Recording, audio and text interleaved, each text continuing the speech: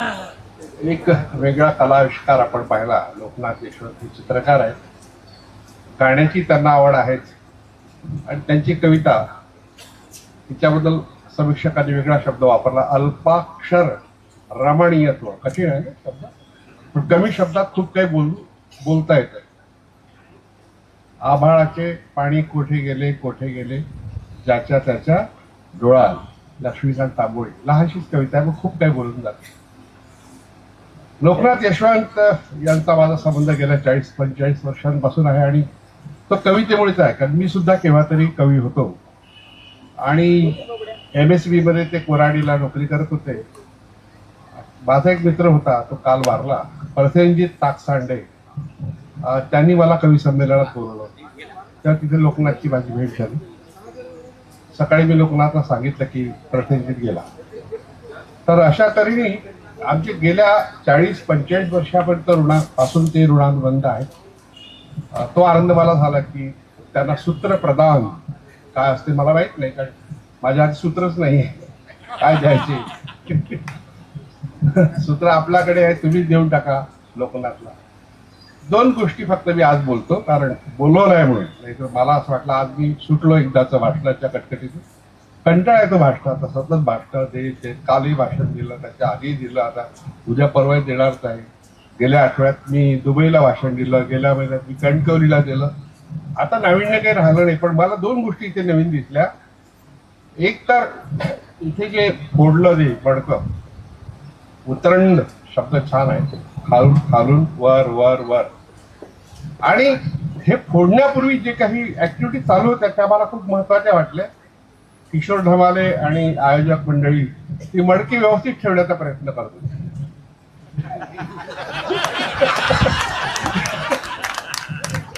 आता ही कविताच आहे, सुद्धा कविता.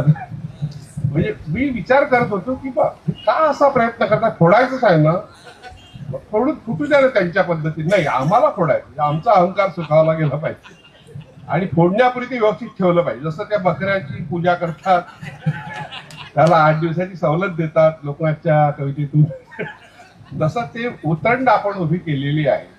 हे प्रतिकात्मक एक घटना माझ्या पाहण्यात आली आणि मग लक्षात माझ्या आलं की आपण सगळे स्वतःला विद्रोही म्हणणारे लोक व्यवस्थेलाही जपत असतो आणि व्यवस्थेच्या विरोधातही विद्रोह करत असतो. विद्रोहाचे 2 प्रकार आहेत. कारण गेल्या वर्षी मी अध्यक्ष होतो तेव्हा विद्रोहाविषयी किंवा विद्रोही साहित्याबद्दल फारशी चर्चा फेसबुकवर झाली नाही, पण यावर्षी खूप झाली. म्हणजे विद्रोह कशाला म्हणायचं, विद्रोही साहित्य कशाला म्हणायचं. मराठी लोकनाथमुळे ते झालं असेल कदाचित, कारण लोकनाथ विद्रोही आहे की नाही लोकांना शंकाच आहे. पण मग मी सतत विचार करत होतो ह्या 8 दिवसात की लोकांचे प्रश्न या कशी का विचारले. आणि ते खूप विद्वान माणसं होती, साधारण माणसं होती विचारणारी. तर विद्रोही म्हणजे काय, विद्रोही साहित्य म्हणजे काय आणि याची गरज काय, यावर खूप गांभीर्याने लोक विचार करतायत, ही आनंदाची गोष्ट आहे. त्यातून मला एक सुचलं सूत्र की विद्रोहाचे 2 प्रकार आहेत. एक विद्रोह म्हणजे व्यवस्थेच्या पूर्णतः विरोधात उभं राहून झगडणे, भांडणे, समतेस होकार, विषमतेस नकार. खरं म्हटलं म्हणजे 2च शब्दामध्ये सगळं सार आहे विद्रोहाचं. पण लोकांना प्रश्न का पडतो, कारण त्यांना हे माहित नाही काय करतात. विद्रोही सांस्कृतिक चळवळवाले काय कशालाही संमेलन घेतात, इतके मोठे लोक जमवतात. पण खरं म्हटलं म्हणजे सकाळपासून आम्ही त्या मिरवणुकीत भाग घेत होतो. मुली छान नृत्य करत होत्या, मुलं सुद्धा होते आणि त्यात जी गाणी म्हणत होते ना, त्या गाण्यातून बाबासाहेबांचा संदेश जात होता. म्हणजे नृत्यातून गाण्यातून तो संदेश जातो, इतका प्रभावी असतो. लोकनाथ सुद्धा प्रभावित झाला, पहा काय प्रभावी गाणं आहे. अशा तऱ्हेने एक प्रकार असा असतो पूर्णतः व्यवस्थेच्या विरोधात उभं राहणे. दुसरी गोष्ट, दुसरा एक प्रकार विद्रोहाचा आहे ज्याच्याकडे आपण फारसं गांभीर्याने पाहिलं नाही, पण आपले जे उद्घाटक आहेत त्यांनी एक सूत्र सांगितलं. ते सूत्र आहे भक्ती संप्रदायाबद्दल. हे जे भक्ती संप्रदाय हा जो आहे ना, त्याचा इतिहास किती जुना आहे वगैरे वगैरे आपण शोधूया केव्हा तरी. पण या भक्ती संप्रदायाने सोबत राहून विद्रोह केलेला आहे, सोबत राहून, व्यवस्थेच्या सोबत राहून. आपल्याकडे डॉक्टर सरा गाडगे यांचा मागा उल्लेख झाला, गोडारकर सरांनी केला की डॉक्टर सरा गाडगे यांचं मी एकदा मला वाटतं नांदेडला की जळगावला भाषण ऐकलं आणि त्यांचं एक पुस्तक बऱ्याच वर्षापासून मी वाचतोय, लोक आहेत. पुस्तक जरी छोटं असलं तरी आपल्याला विचार करायला ते भाग पाडतं. जसं कॉम्रेड शरद पाटील यांचं दास शूद्रांची गुलामगिरी हे पुस्तक मी जवळपास 40 वर्षापासून वाचतोय. लोक म्हणतात किती मोठं पुस्तक आहे. हे पुस्तक समजायला आपल्याला विचार खूप करावा लागतो. तसं हे जे लोक आहेत, हे जे पुस्तक लिहिलं सरा गाडगिळांनी ते देवीप्रसाद चट्टोपाध्याय यांच्या पुस्तकाला आधारित आहे, खरं आहे. पण त्यांनी स्वतंत्र ही मांडणी त्यात केलेली आहे.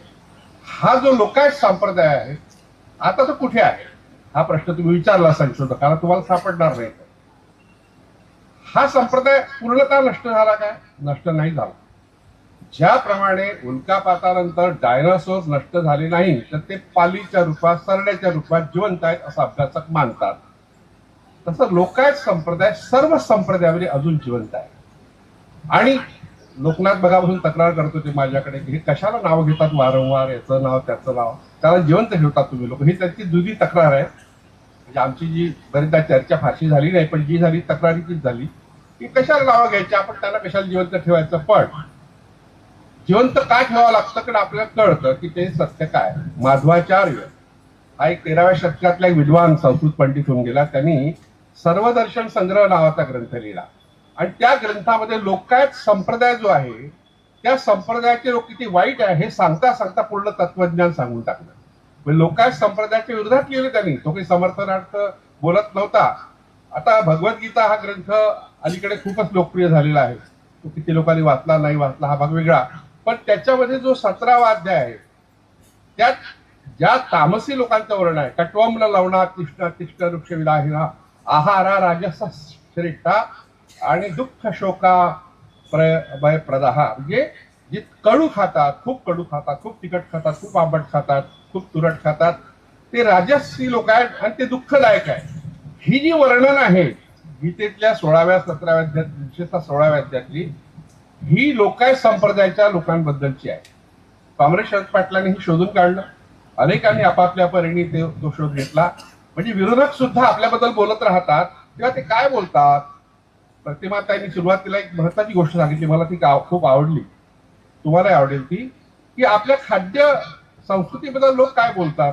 म्हणजे त्यांनी वशाट महोत्सव करावा. तर मला लोकांना विचार, हा वशाट काय प्रकार. मला नेमका तो माहित नाही, पण ते मटण खाण्याशी संबंधित असलं पाहिजे. नॉन व्हेज, हा जो खाईल मटण त्याला देव भेटन, आमच्या वरणात म्हण. जो खाईल वरण तो लवकर मरण, असे दिसली. म्हणजे आपण खाद्यपदार्थाकडे पाहण्याचा दृष्टिकोन आपल्या म्हणीतून दिसून पडतो. आता या ठिकाणी ज्या खाद्याबद्दल बोललं गेलं, शाहू पाटोळे यांनी विशेषतः अस्पृश्यांच्या खाद्याबद्दल पुस्तकच लिहिलंय, संशोधन केलंय. म्हणजे अशा तऱ्हेने लोक खाद्यपदार्थ आणि जात वास्तव, जातीकडे पाहण्याचा एक दृष्टिकोन, हे सगळं संशोधन आता करायला लागले. यातून मला एक गोष्ट माझी आवडती सुचली, ती ही की जे मटण खातात ना ते लोक जे आहेत त्यांच्याबद्दल शब्द वापरलाय ऋग्वेदामध्ये आहे, नंतरच्या काही ब्राह्मण ग्रंथात आहे. त्याला पिशाच्च म्हटलंय. आणि त्याची जी व्याख्या आहे ते अमरकोशामध्ये. अमरकोश हा जो शब्दकोश आहे तो एका बौद्ध राजाने लिहिलाय. अमरसिंग नावाचा बौद्ध राजा होता. त्यांनी म्हटलं पिशितम मांसम अश्नाती इथे पिशाच्च, ज्यांचं मुख्य अन्न मांस आहे ते पिशाच्च आहे. आता इथे बसलेले किती % लोक मांसाहारी आहेत तुम्ही शोधा, त्याचा सर्वे करा. काही लोकांनी जाहीर केलाय पण काही लोक सांगू इच्छित नाही. पण तात्काळ लपवण्यासारखं नाही. उद्या रविवार आहे आणि रविवार बद्दल आपण बोलतो सतत, संडे इज मटन डे. पण काही लोक म्हणतात no, it is not only mutton day, it is mission day too. मिशनचाही दिवस आहे. म्हणजे आपण त्याला थोडंसं वेगळं रूप दिलेलं आहे. तर पिशाच्च हा शब्द आहे, त्याचाही उल्लेख बघा लोकनाथच्या सहज उगवत्या भाषेतून आला. त्यांची भीती फार आपल्या मनात आहे. मग तुम्ही जर मटण खाणार असाल, आपल्याकडे टाइम टेबल आहे त्याचा, मटणाचाही टाइम टेबल. रविवारी काय खावं, बुधवारी काय खावं, शुक्रवारी काय खावं, म्हणजे फिश केव्हा खावं. फिश फ्रायडे, त्याचं नाव त्या फ्रायडे, फ्राय करून खा. आणि मग बुधवारचं तर ठरलंच आहे आपलं, रविवारचा प्रश्नच नाही, मोठाच सगळं. म्हणजे इतकं टाइम टेबल फिक्स आहे आपल्या लोकांचा. तर मग आपण पिशाच्च आहो ना मटण खाणारे. मग पिशाच्याची भीती कशाला बाळगायची. आता भूत शब्द आहे तो सुद्धा भीतीदायक वाटतो आपल्याला, पण त्याचं उत्तर आपल्या तुकोबारायांनी दिलंय. दया तिचे नावं भूतांचे पालन आणि निर्धारण कंटकांची. दया कशाला म्हणतात भूतांचं पालन, भूत म्हणजे प्राणी मात्र, तुम्ही आम्ही सगळे, त्यात पक्षी सुद्धा येतील, मानवी जीवन सुद्धा येईल. आणि संत ज्ञानेश्वरांनी आपल्याला म्हटलं, जे जे भेटे भूत ते ते मानिजे भगवंत. हा भक्तियोग निश्चित जाण माझा. भूत भेटले त्याला भगवंत मानावा. भूताची भीती कशाला बाळगायची? प्राणी मात्रांसाठी भूत शब्द वापरला असेल तर भीती कशाला बाळगायची? भूता परस्परे जणो मैत्र जीवाची. इतकं चांगलं पसायचं आहे. मी इकडे भूतच आहे, इकडे भूत तिकडे भूत, पिशाच आहेतच आहेत. आणि त्यांची भीती प्रचंड आपल्या डोक्यात आहे. ते कोण? ते आहे नाग कुळ, ज्यांचं आहे नागांची पूजा करणारा वर्ग. त्यात कोकाटे असतील, सपकाळे असतील, वसे असतील, वास्ताखे असतील, तिखे असतील. ह्या जातीचे लोक सगळ्या जातीमध्ये आहे. ह्या आडनावाचे निवड महाराणी मराठ्यात नाही आहे. 25 वर्षापूर्वी एक शोधनिबंध लिहिला होता की भूत पिशाच्या हे जे दोन्ही शब्द आहे महाराणी मराठ्यांसाठी वापरले गेले आहेत. दोघांचं कुळ एकच आहे. हे बाबासाहेब आंबेडकरांच्या हुवेर शूद्राच्या ग्रंथाच्या आधारे मी लिहिलं होतं. पण नंतर मला कळलं की हे आडनाव अनेक जातीमध्ये आहे. सगळेच आपण भूत पिशाचे असू तर भीती कुणाची कशाला बाळगायची? तर ही भीती ज्याने निर्माण केली त्या ग्रंथांचा अभ्यास करणं आवश्यक आहे. लोकांना आवडणार नाही ते पण आवश्यक आहे. मग त्या लोकांचा शोध घेणंही आवश्यक आहे. म्हणून मी 2 अशा परंपरा मी सांगितल्या विद्रोहाच्या, ज्यामध्ये सरळ सरळ विद्रोह आहे. ज्या लोकायतिकांचा आपल्याला नावही माहिती, संप्रदाय माहिती, काही परंपरा माहिती, ग्रंथ तर नाहीच नाही, पण सर्व क्षेत्रात लोकायतांचा प्रभाव आहे. त्यानंतर जैनांचा उल्लेख येतो जुन्या धर्माबद्दल किंवा तत्वज्ञानाबद्दल. त्यांच्यामध्ये हा विद्रोह होता, पुढे तो राहिला नाही. बौद्धांमध्ये तो विद्रोह होता आणि अनेक प्रकारे तो विस्तारला. ही सरळ सरळ विद्रोहांची मांडणी भारतीय तत्वज्ञानाने जी केली आहे त्याला आस्तिक आणि नास्तिक या 2 गटात विभागलं गेलं आहे. आस्तिक म्हणजे जे आपल्याला माहित आहे देवावर विश्वास ठेवतात ते, पण तसा आस्तिकचा अर्थ होत नाही. आस्तिकचा अर्थ होतो जे चातुर्वर्ण्यावर विश्वास ठेवतात, वेद प्रामाण्य मानतात आणि यज्ञ संस्था मानतात. ह्या तीनही वैदिकांच्या गोष्टी संस्था ज्यांनी स्वीकारल्यात त्यांना आस्तिक म्हटलंय. ईश्वराच्या मान्या न मानण्याचा याचा काही संबंध नाही. कारण ज्या भगवान गौतम बुद्धाचा जन्म ज्या परिसरात झाला, कपिलवस्तू नगराचा उल्लेख आपण करतो, ते जे त्यांचं शाक्यांचं गाव होतं तिथे कपिल नावाचा कोणी महामुनी होता. अशोक घोषाने लिहून ठेवलाय, बाबासाहेब आंबेडकरांनी लिहून ठेवलाय त्यांच्या ग्रंथामध्ये. तर तो सांख्य दर्शनाचा प्रवक्ता होता, प्रवर्तक होता, पण तो आस्तिक दर्शनात होता. म्हणजे तो वैदिकांच्या चातुर्वर्ण्यालाही मानत होता आणि यज्ञ संस्थेलाही मानत होता, वेद प्रामाण्य मानत होता, पण ईश्वर मानत नव्हता. निसर्गातल्या घटकांमध्ये सर्व शक्ती असं मानत होता. म्हणजे हा एक परंपरेसोबत राहून विद्रोह करणारा वर्ग तो सांख्य दर्शनातला वैशेषिक आहे, न्याय आहे, मीमांसा आहे, योग सुद्धा आहे. आणि मग शेवटला जो आहे दर्शन, आज आपल्यावर ज्याचा प्रभाव आहे वेदांत दर्शन, उत्तर मीमांसा, हे मात्र व्यवस्थेसोबत होते, व्यवस्थेसोबतच होते. आज आपण पाहतो बरेच लोक व्यवस्थेसोबतच राहतात. ते राष्ट्रपती भवनाला सहज जाऊ शकतात, अनेक पुरस्कार सहज घेऊन येऊ शकतात आणि त्या पुरस्काराच्या बातमी पेपरला सहजपणे देऊ शकतात. असा एक वर्ग व्यवस्थेसोबत सतत राहणारा. पण जो व्यवस्थेसोबत नाही आहे, मुळीच नाही, विद्रोह करतोय त्याच्या परीने, त्याला सुद्धा पुरस्कृत केलं जातं. जसं लोकनाथ यशवंतला केलं गेलं, मला केलं गेलं. व्यवस्थेसोबत नसतानाही काय होतं असाही सन्मान मिळतो, नाही असं नाही. पण जे व्यवस्थेसोबत राहतात त्यांचा विचार आपण केलाच पाहिजे. जसं तिवारी सरांनी सांगितलं की जो भक्ती संप्रदाय की जी एक लाट होती, आहे अजूनही, तर तिच्यामध्ये विद्रोह करणारे लोक होते. फार जुना जो इतिहास आहे भक्ती संप्रदायाचा, तो आळवार आणि नायनमार या 2 संप्रदायाचा. हे शैव आणि वैष्णव संप्रदाय होते आणि त्याच्यामध्ये अनेक जातीचे लोक होते, स्त्रिया सुद्धा होत्या आणि अस्पृश्यता ते मानत नव्हते. दुसरं मोठं उदाहरण आपल्या लगतच्या कर्नाटकातलं आहे बसवण्णा. बसवण्णा हे व्यवस्थेसोबतच होते, पण विद्रोह किती मोठा होता. लिंग, इष्टलिंग ही संकल्पना त्यांनी मांडली. त्यांनी अस्पृश्यता नष्ट करण्याचा जाहीरनामा दिला, एक मोठं शस्त्र आपल्याला दिलं. व्यवस्थेसोबत राहणारे बसवण्णा चक्रधर स्वामी, जे कृष्णाला म्हणतात, दत्तात्रेयाला म्हणतात आणि स्वतःला कृष्ण म्हणून घेतात, पंचकृष्णाची संकल्पना. पण ते जातीला विरोध करतात, चातुर्वर्ण्याला विरोध करतात, ब्राह्मणत्व अधमत्व आहे असं म्हणतात. नंतर वारकरी संप्रदायांचा मोठा प्रवाह आहे, ज्यात तुकोबाराय त्याची कळसच आहे. आणि तुकोबारायांनी मात्र मोठा विद्रोह केला, त्यामुळे आजही आपण त्यांचं नाव घेतो.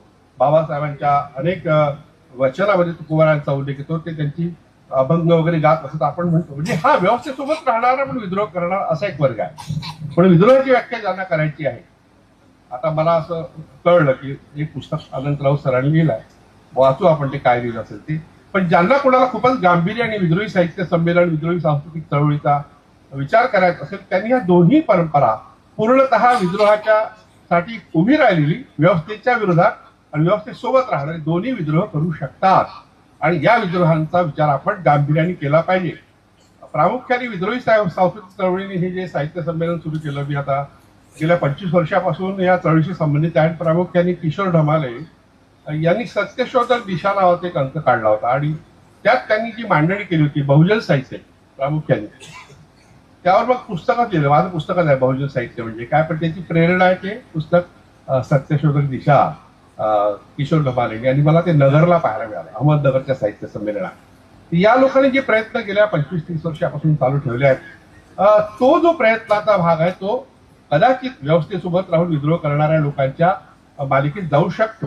पूर्णता विद्रोह तुम्हाला दिसणार नाही कदाचित, कारण अनेक विद्रोही लोकांना तुकाराम महाराज नाही चालणार, बसवण्णा नाही चालणार, चक्रधर स्वामी नाही चालणार. मग त्या कपिल मुनीचं काय करायचं हा मुद्दा नंतरचा. पण भगवान गौतम बुद्धाच्या चरित्रामध्ये ज्यांनी ज्यांनी संशोधनं केली आहे, अश्वघोषाचा उल्लेख वारंवार आला. पहिलं चरित्र त्यांनीच लिहिलं आहे संस्कृत भाषेमध्ये. अट्टकथामध्ये काही चरित्राचा भाग आलाय. यातून एक दिसतं की सांख्य दर्शनाचा प्रभाव हा भगवान गौतम बुद्धावर होता. आणि जेव्हा ते आले बऱ्याच काळ तपश्चर्या करून आणि अधिक अनुभव घेऊन त्यांना असं वाटलं की मला जे वाटलं ते माझ्या गुरुला सांगावं. आर कलामांचा उल्लेख त्यात आहे की मला सांगायचं, पण तेव्हा आर कलाम मरण पावले होते. मग त्यांनी इतर लोकांना सांगितलं. म्हणजे आपल्याला जे आठवलं की साठवलं ते लोकांना सांगितलं पाहिजे, हे बुद्धाला वाटलं. बुद्धापासून ही परंपरा आपल्यापर्यंत आलेली आहे, लोकायतिकापासून आलेली आहे. त्या दोन्ही परंपरांचा विद्रोहाच्या संदर्भात विचार व्हावा एवढंच मला सांगायचं आहे. मी थांबतो. जय हिंद.